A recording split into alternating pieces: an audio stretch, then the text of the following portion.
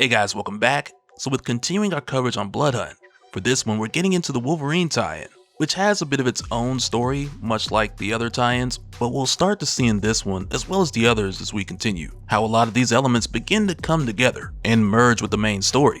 So with that said, if you're enjoying these videos, make sure to drop a like, subscribe if you're new to the channel, and don't forget to hit that bell up top to get all notifications so we can squad up in the comments for the first hour.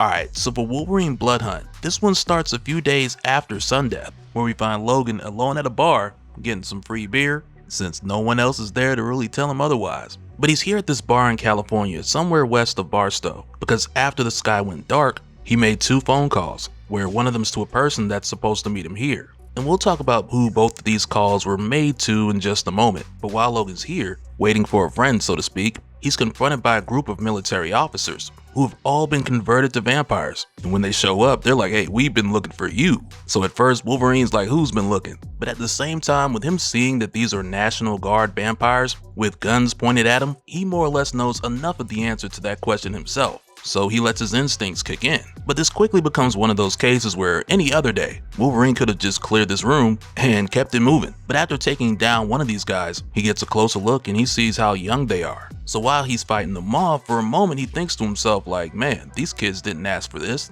So for a split second he hesitates. But when they continue to push, his sympathetic voice takes a back seat and the monster within comes out to play. Cause now Wolverine, he's reached his justification of why he should defend himself. And that's because prior to this, he was thinking of who these kids were before they were turned. But deep down inside, he knows that part of them is gone. They're consumed by bloodlust, they have no self-control, no minds of their own. Killing them is a mercy. So Wolverine extends that mercy by staking one with a broken pool stick, decapitating another just before he's tackled through the window to continue the fight outside. But I want you guys to keep in mind this thought process that we've seen Wolverine go through. His justification of vampire killing, if you will, because that's something that'll come back in this story within a story.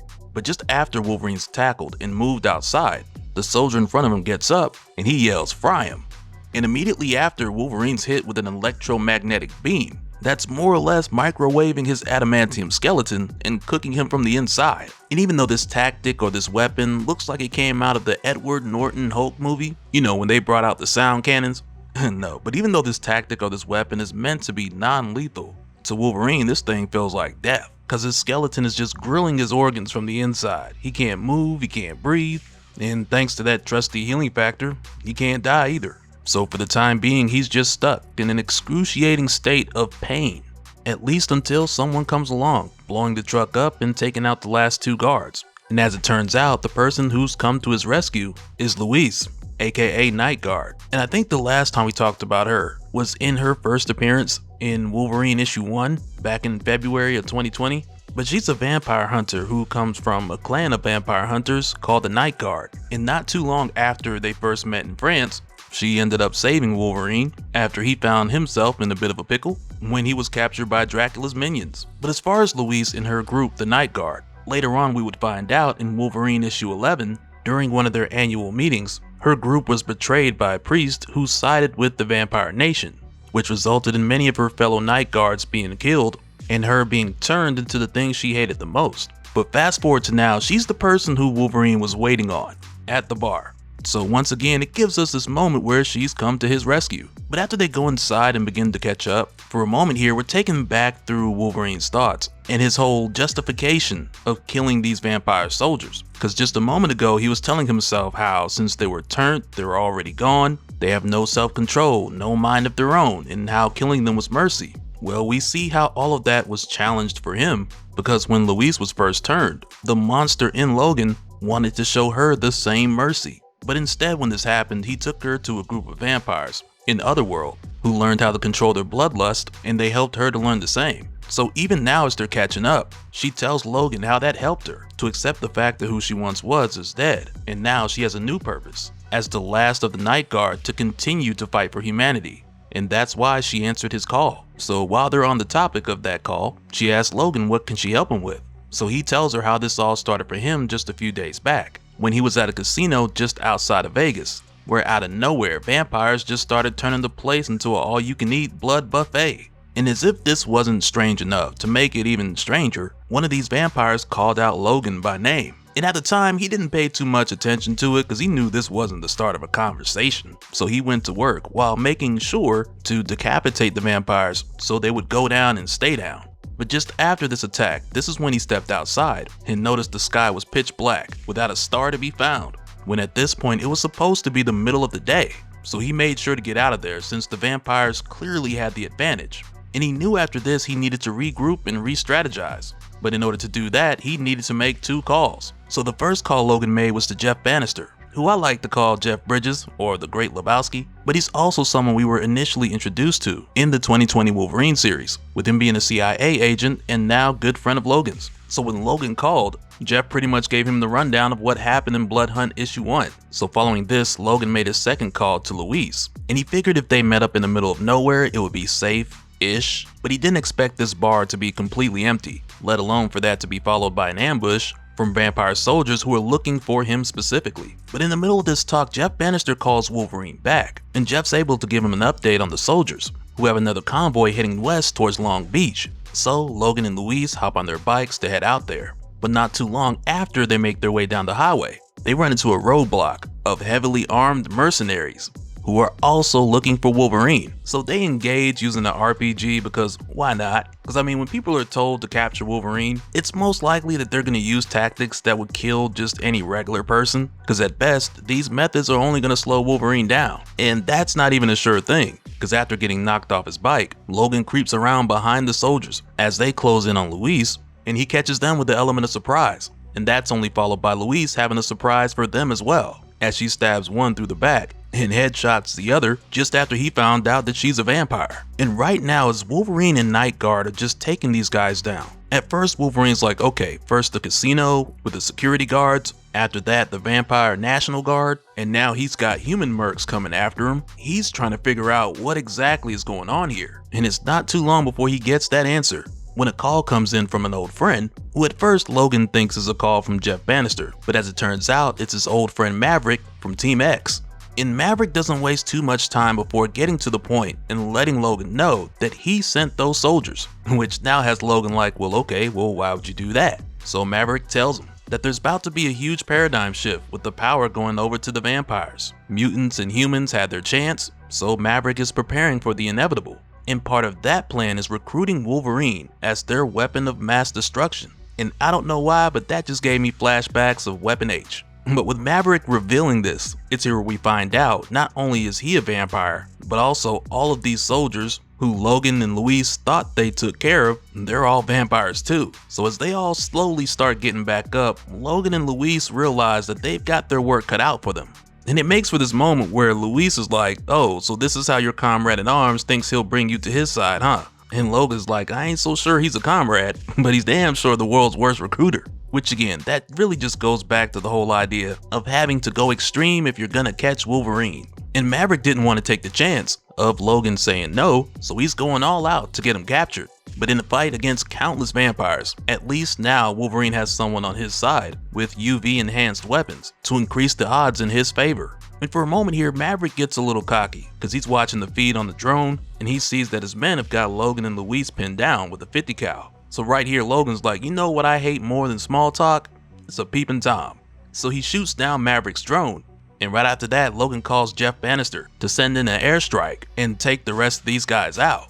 Which from here, this frees up Logan and Louise for the time being. And Jeff makes sure to let Logan know that this caused him a poker debt that was owed to him by Captain Simmons, so it's possible that Wolverine might have to pay him back at some point. But also during this call, Jeff goes on to let Logan know that he received intel from a solid source who told him who's behind all of this. And that source is telling him that it was Blade. And as you might imagine, Logan is caught completely off guard by this, because after all, Logan gave Blade his favorite coat back in the day. So Jeff tells him he knows this news is hard to stomach, but he needs Logan to keep moving so he can catch that convoy in Long Beach before their window of opportunity closes up. And following this, the next thing we do is head over to Maverick, who at this point is most certain that Wolverine is getting help from someone. And his first guess is that big Lebowski wannabe Jeff Bannister. And those are his words, not mine.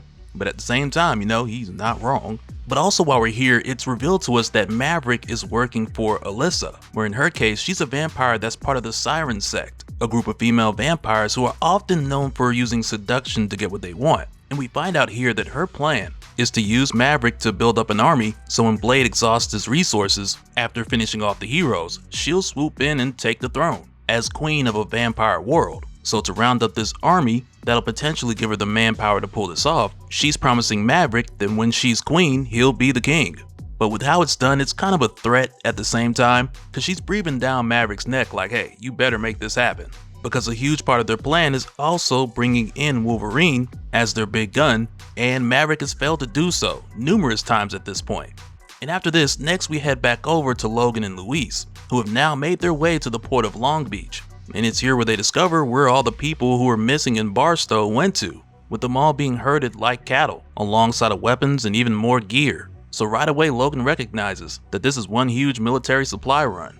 So next he asks Luis if she's ready to head down there and take care of these guys, only for her to respond with the hesitant yes. So Logan asks her what's wrong, cause she's been acting a little funny since the bonfire on the highway. So she tells him she hasn't felt right ever since hearing the news about Blade, cause Blade has always been an inspiration to her, and even more so after she was turned. So to hear now that even he can be corrupted, it's causing her to think now like what hope does she have? So Wolverine stops her right there and he lets her know that he's fought shoulder to shoulder with Blade plenty of times, and whatever's going on with Blade right now is not passing the smell test, and the same goes for Maverick. So Luis asks, like, what if we do discover that it is them? And Logan tells her if it is, then they have an obligation to do what they do best. And with that said, it's time for them to get to work. So following this, as the soldiers are getting these people, who are still human, loaded on the ship, one of these soldiers is giving these people a hard time, telling them to get it moving, and out of nowhere, somebody gives him that "Fuck to it, spit on that thing, you get me?" And he just looks over like, hey, did you spit on me? But as it turns out, this serves as just enough of a distraction for Luis to send an arrow right into this vampire's mouth, which I imagine is not what you want right after getting that "Fuck to it," because that's just a really confusing combination. So following this, Wolverine and Night Guard, they come down to take care of the rest of these soldiers. And as they do, Wolverine calls out to one of the civilians, who's the only guy out of this group that stood up to the soldiers, who's actually the same guy who delivered the anonymous "Fuck to it" from earlier. Cause Wolverine's like, hey man, what's your name? And dude's like, Big Dan. So Wolverine tells Big Dan to get these people off of the ship, while him and Night Guard handle the rest. So Big Dan, he gets the people out of there. But as Wolverine and Night Guard continue to cut through the rest of these vampires, Wolverine admits to himself that he wasn't completely honest with Luis. And though he didn't exactly lie, he's gotta admit that this whole thing about Blade is bothering him more than he actually admit to her. Cause as it stands right now, he can look at what Maverick's done or even what he's heard about Blade and say like, okay, if they were to go bad, they wouldn't be the first. And their tactics so far kind of line up, but to just blindly accept that, it's a stretch. So now Logan, all he has is half-truths and pieces of information to go off of, which now just has him pissed off cause he's got to know what's really going on. So after finishing off these soldiers, Luis is nice enough to let Logan know that he's still got a knife in his back. So he just casually yanks that out. But going forward, because they heard some of the soldiers talking about the Santa Cruz location, this now gives them another area to check out to see what they can find next. So the two of them take a smaller boat from the ship to head to Santa Cruz, and they make sure to destroy the ship along with any supplies or gear that any more soldiers could have used had they tried to salvage them. And when they get to the Santa Cruz destination, Luis discovers a large subterranean cave that would seem suitable for a vampire hideout. And for Wolverine, it sounds like the type of spot that Maverick would use for an underground safe house, which now lets the two of them know that they may be onto something. But while they're here, Luis spots a number of objects moving towards them quickly beneath the water. Cause as it would seem, Maverick's got a vampire navy too, as they surround Logan and Luis from every angle.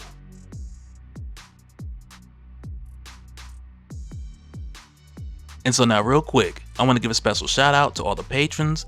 Thank you guys for all of your support. And for anyone who's new here who wants more information on how to support the channel, I got a link below where you can go to patreon.com/dopespill. But that'll do it for this one, guys. Let me know your thoughts down in the comments below, and we'll do it again on the next one. Alright, later.